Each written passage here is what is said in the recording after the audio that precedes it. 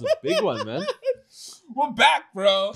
We have to. It's a big one. It's a big one. This one is a massive card. Ladies and gentlemen, welcome back to INCS on MMA. And today we are breaking down UFC 290, Alexander Volkanovski versus Yair Rodríguez. It's going to be this whole card. There's just fight after fight that's just so entertaining, so much fun. This is going to be great, dude. I cannot wait. It's a madness. Oh. Now, the first fight, of course, that we're going to talk about is our main event. Alexander Volkanovski versus Yair Rodríguez. Sheldon, take us straight into this one. So straight up, there's not much to tell. It's, Alexander the Great. Everyone knows him. He beat Islam. Let's just get that out the way. Okay.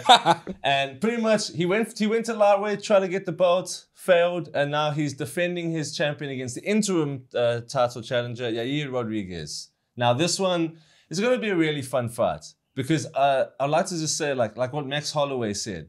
Yair Rodríguez is a guy who can knock you out whenever. Like he can just land that perfect punch. He's really explosive, a lot of power. But Alexander Volkanovski is something else, man. He's built different. Yeah. He really is. It's so hard to train for him, like what people have been saying. He's just a league above everyone else. But the thing is, Yair Rodríguez is so dangerous. Yeah.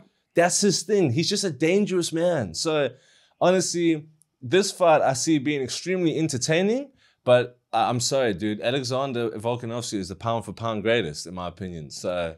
And you see, it's exactly like you say. Yair Rodríguez, he finishes guys on the feet. And in addition to that, he's got crazy subs. Yep. We saw that in his match against Josh Emmett, where he got that triangle to actually get him this interim championship belt. Now, he has lost to the #1 headband holder, Max Holloway, in an incredible fight. But one thing we have to remember about Alexander Volkanovski, he is not scared wherever you go. Yeah, he's the guy who took down the Russian. He's the guy who got out of the submissions from the greatest Brazilian jiu-jitsu artist in the featherweight division, Brian Ortega. So Alexander Volkanovski, he really has skills everywhere. And quite frankly, if it wasn't for John Jones's crazy lineage in the division, he would be the pound-for-pound #1 guy. Yeah, that's true. Look, this fight, there's really not much to say. It's going to be a good one, and I just can't wait for it. So moving on to a fight that I think a lot of people should just give a lot more... attention to. Brandon Moreno is defending his belt against Alexandre Pantoja in their third fight. Now, a lot of people do not know this. This is their third fight. Alexandre Pantoja has 2 wins over the current champ. He beat him in tough, was the finals, right? It was the tough finals. He beat him in tough finals, and then he beat him again just straight up in the UFC. But the thing is, now, if you watch those fights, it's a different Brandon Moreno. He really is the baby assassin. He's he doesn't look as good, nowhere near as good as he has against Figgy.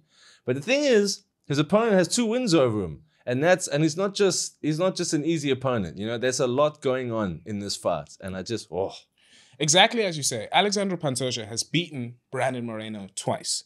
And in those battles, he beat Brandon Moreno. Yeah. I mean, specifically, if you look at the second fight, those first 2 rounds where he dominated him, he had the back, he was beating him up, he busted him open. Yeah. It was crazy. So you got to worry about that mental factor of what's going on with Brandon Moreno in his head.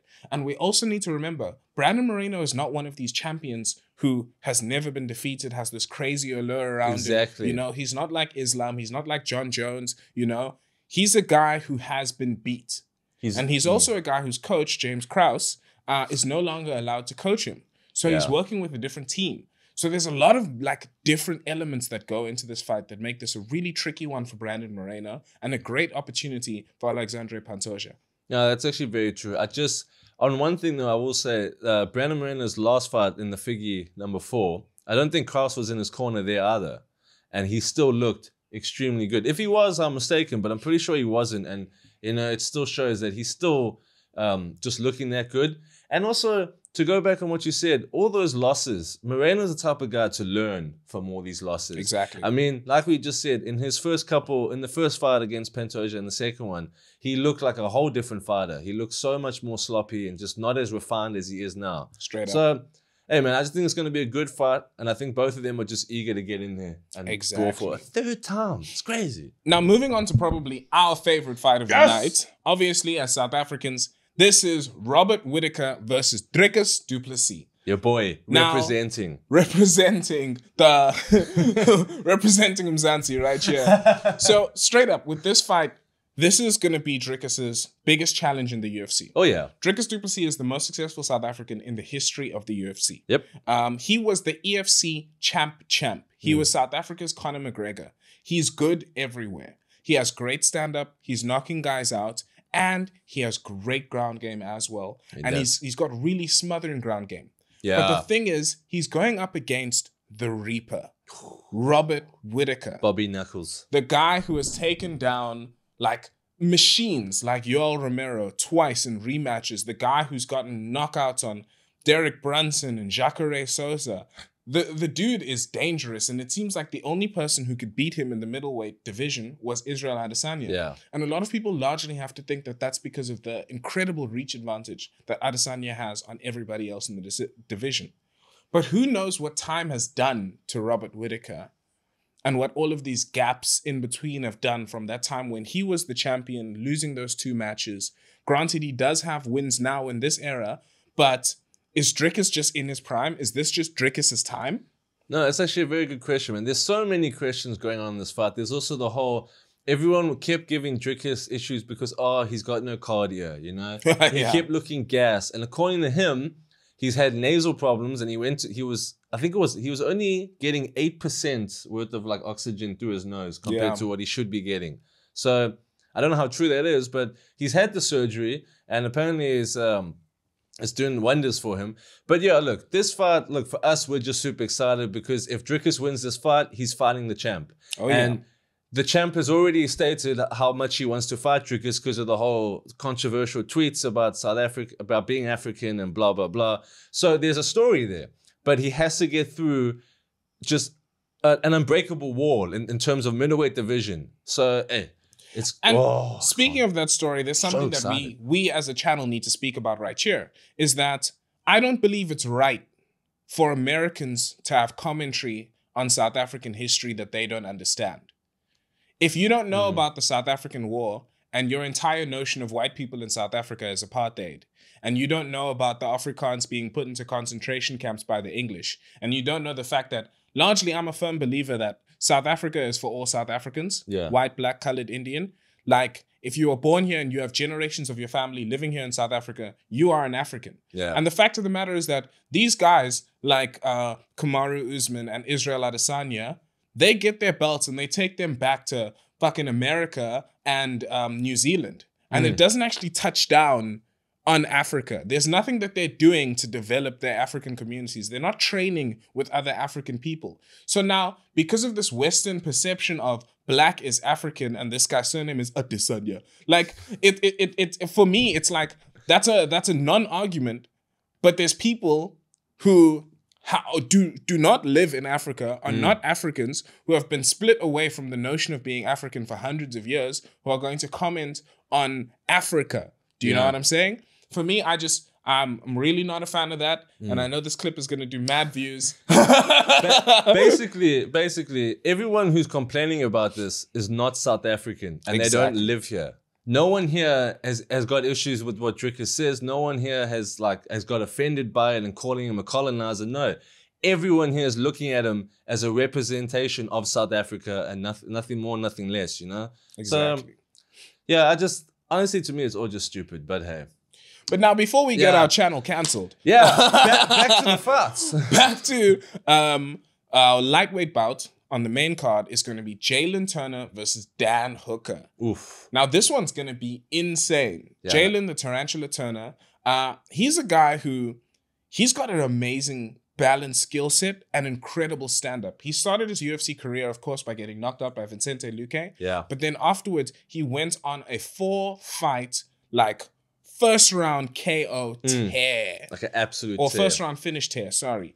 And it was ridiculous. Jalin Turner is a guy who's got massive potential in the division, who's really making a name for himself. And he's 6'3" in the lightweight division. Yeah. He's as tall as Israel Adesanya, but he's in the lightweight division, which is ridiculous. And of course, he's going against the classic Dan Hooker. The Hangman. Yeah, no, going back on what you said, Jalin Turner, 6'3", on the come up in the lightweight division, but now he's got to get through. Like I'd say, Dan Hooker at this point is a veteran. He's been here long enough. He's had enough wars. But look, Dan's not doing too well. Was he two and four in his last six? Yeah. Now, according to him, he was managing himself and he was being a bit slack during that time, and he wasn't like in the 100% zone. And now he's changed up management, in terms of like his coaches are his managers and all that stuff. And the last fight against the Nibar kid, he actually looked really good. He looked like he was sticking to his game plan. It worked, and he just kept hitting the body, and it was perfect. So, and he got out of the Nibar. So if that Dan Hooker shows up for this fight, I think Jalin Turner is going to actually have probably one of the toughest fights of his career so far. But if it's that sloppy Dan, then it's just going to be too easy for him. Because, I mean, if you can go 5 rounds with Dustin Poirier the way you did, you're a good fighter, in my opinion. You're a great fighter. So, yeah, I'm always rooting for the Hangman. But, man, Jalin Turner, there's a lot of promise there. A lot of promise. A lot of promise right there. Now, moving on to 2 guys, speaking of promise, we've got Bo Nickal versus Tresean Gore. Now, this one is quite interesting. So, Tresean Gore, yeah, he's most known for the most recent season of Tough, which he made it to the finals. He lost, but they still gave him a contract nonetheless. And Bo Nickal, at the moment, if you know the UFC, you know who he is. Oh, yeah. What is he in wrestling? Is it D1? He was a D1 star, like a multiple-time All-American champion with a ridiculous record. People are calling him one of the best, like, freestyle American wrestlers, like, in collegiate history.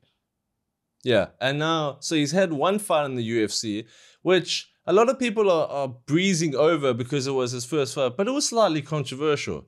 I mean, like, that could have been it could have been a nut kick, a nut shot. So, so it wasn't the way he wanted to debut. So I'm sure he wants to come out here and have like a proper win. But, look, Tresean Gore, I'll be honest, his ground game is okay, and his stand-up's a bit sloppy from what I've seen. Because he lost his debut. I mean, yeah, he lost his debut, and then he won his next fight. And I think but that win was like a Hail Mary. Yeah, he was losing the fight up until that choke. So, yeah, and his opponent made like a really stupid decision. Yeah. I think if Bo Nickal takes him to the ground, it's over in the first day. I'll be honest with you. Definitely. I don't think Tresean Gore has that kind of stand-up. And the UFC is kind of being smart with this because Tresean Gore, for some reason, became very famous after The Ultimate Fighter. Yeah. Everybody loved his story. They thought it was so cool. He's the guy whose name you kind of remembered, even though Brian Battle was the one who was winning and continued to win. All the interviews were always Tresean Gore. Exactly. Yeah. So now, if Bo Nickal beats Tresean Gore in a crazy fashion, a lot of the casual fans are going to be like, oh my gosh, this Bo Nickal guy. Yeah. It's going to make him bigger and bigger and bigger. So I think this is really smart matchups from like the UFC. And my money's on Bo Nickal on this one. Well, I mean, just to like touch on that point there, they are really trying to sell you on Bo Nickal. He's had 2 fights in the UFC, and both of those fights have been on the main card, where people like Chris Curtis and Robbie Lawler are on the prelims on the same card. So they are pushing for this guy. It is crazy. Now, speaking of the prelims, our headlining fight of the prelims and Robbie Lawler is the legend Robbie Ruthless Lawler versus Niko Price. This is just going to be a classic fight, man. Oh, yeah. Like, I don't know how else to describe it. These 2 guys, they've been fighting for a while. Everyone at this point, like, if you don't know who Robbie Lawler is, I can't help you, man. I'm sorry. Yeah. Get yourself Fight Pass and go and do some study. He's fought almost everyone in the welterweight division. He's had wars against Diaz. He's just done so many incredible fights. That war against Rory McDonald. Oh, everyone knows that photo of both of them just standing there covered in blood. Everyone knows that photo, man. Exactly. He's just had a great career. 41 years old. He's still here. And even Niko Price has been here for, he's been here a decent amount of time. He's definitely been around the block. He's just a seasoned fighter. And I just think at this point, this fight's going to go how most of Robbie's fights are going lately. Just stand and bang. He just wants to swing. It's just a very evenly matched fight. Like, for one reason, Robbie Lawler is getting on in the years. Yeah. So he's not like what he used to be. And it's crazy because prior to that second Nick Diaz fight, he was still fighting top competition. Yeah.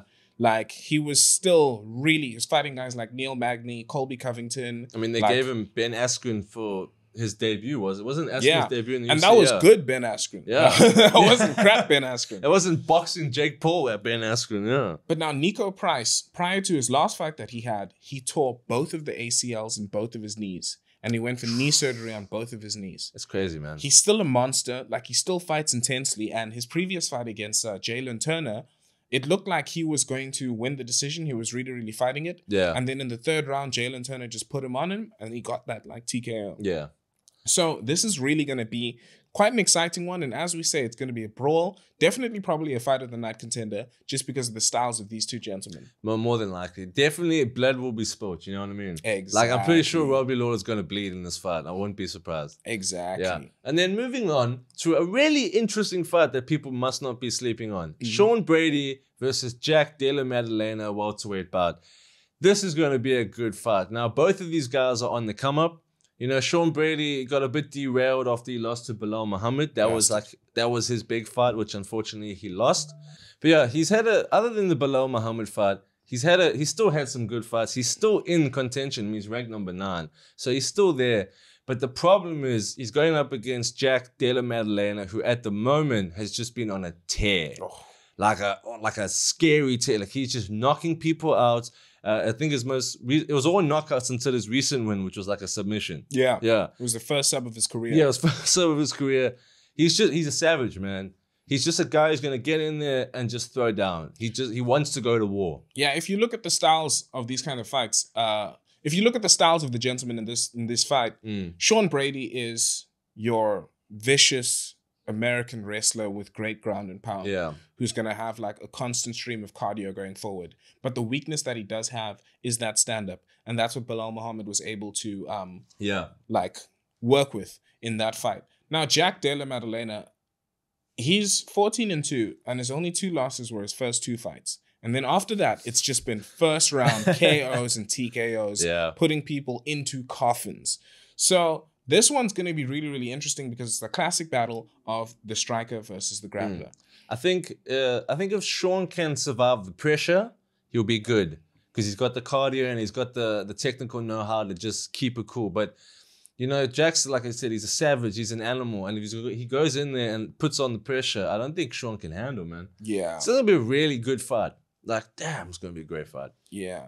And now, starting off our prelims is going to be another super interesting rematch. It's Jimmy Crute versus Alonzo Menefield. Now, their first fight was really, really controversial. All right? They had a really hard-fought first and second round. But now, largely, it looked like Alonzo Menefield won the first and second round. He was there. I feel like he was definitely up on the cards by the end of the second, eh? Exactly. And then third round comes in. Jimmy Crute wins the third round. And in addition, Alonzo loses a point for grabbing the fence. Yeah. Which takes the fight over to a draw. If I'm Alonzo, I'm pissed. I feel like I've been robbed. And now this is my opportunity to get one back. True. But yeah, no, I just think there's a lot of, essentially, it's just a lot of unfinished business. You know? These two guys, no one likes a draw. Because, you know, none of these guys ever like it. I feel like they'd rather take a no contest than a draw. You know what I mean? So I feel like there's a lot of unfinished business and they're just going to go in there and more than likely just put on the same awesome show they put on last time, you know? And hopefully they can both learn. Jimmy Crute just needs to learn to just deal with his pressure and his takedowns. And Menefield just don't grab the cage, bro. Don't grab the fence. Very similar records with these guys. One guy with 13-2, the other one with 14-2. They've also got very similar fight styles, eh? Exactly. Jimmy Crute, he's only ever lost to really, really good guys. Yeah. We're not counting the time when his leg kind of bailed against him when he was fighting Anthony Smith. Yeah, that was a bummer, man. That was definitely a bummer. And Alonzo Menefield, his last, like, main loss was a KO to Jamal Hill. Yeah. So that's like, I mean, if your last big loss was to the current champion, you're doing all right in this world. All right. No, 100%. And that's pretty much it. Like, no, for the prelims. Oh, don't worry, I haven't forgotten our boy. Okay. But yeah, for the prelims, that's pretty much it. But one fight on the early prelims that we have to talk about is another local guy, Cameron Saaiman, is fighting Terrence Mitchell. Now, he was originally supposed to be fighting Christian Rodríguez, whose most recent claim to fame is he derailed Rosas Jr.'s hype train. He's the guy who beat him. But he's pulled out for injury. He got pulled out because of injury, and his replacement on short notice is Terrence Mitchell. Now, Terrence Mitchell, he's a 15-2 record. This is his debut fight in the UFC, and he was on TUF season 24, but didn't make it. Now, Cameron Saaiman, you know, we've spoken about him a lot. He's a South African guy, local. He's got he's I think 8-0 is his record, 2 fights in the UFC, and he had a really, really good performance on Dana White's Contender Series. So much so that Dana was like, you need to call this kid the Future. His nickname must be the Future. Like, I love this kid. Gave him a contract, and he's won both of his fights. And yeah, so look, the C-Road fight would have been perfect for him. Yeah. But from what we've seen from Terrence Mitchell, he's a lanky, tall bantamweight. Yeah. Okay. He loves to use that to sit on your back and just wrap you up. He's willing to scrap. He's willing to just make it a war, and he can even win on his back. He can get you from anywhere. This is a very dangerous man that I think obviously not being in the UFC, people are just not going to give him credit, you know, and be like, oh, it's just a easy fight. No, this Terrence Mitchell guy is actually really, really good. Exactly. If you look at a lot of his like regional scene fights, he racked up quite a good record at the Alaska Fight Championship. Where who wants a knockout? Who wants a knockout? I have to fucking say it. But like Terrence Mitchell, lanky dude, as you say, surprising knockout power sometimes, definitely. But he likes to wrap his opponents up. He's got that like power. He's got that power double leg. And he's going up against Cameron Saaiman, a guy with incredible takedown defense. In addition to that incredible takedown defense, he's got great kickboxing. Comes from the same camp as Dricus du Plessis. Proper South African guy. And this one's just going to be a really good fight, and you know who we're rooting for. Yeah, 100%. Even his fight IQ. Cameron's definitely, he thinks a lot during the fight. And you can see he's very technical. He just takes it seriously. And hey, man, of course you got to root for the homeboy. And yeah, that pretty much sums it up for this card, eh? Exactly. There's a lot of awesome fights in here. You got to be watching from start to finish. I feel like it's just going to be a banger non-stop. And yeah, that pretty much wraps it up for us, guys. Let us know who you're rooting for. Are we overhyping certain people? Are you rooting for Yair Rodríguez to become another Mexican champ? Is Brandon Moreno going to lose a third time? Are the South Africans here to take over? You know, what's going on? Let us know, and yeah, we'll see you next time. Is this going to be the most stacked card of the entire year? See you next time on INCS on MMA.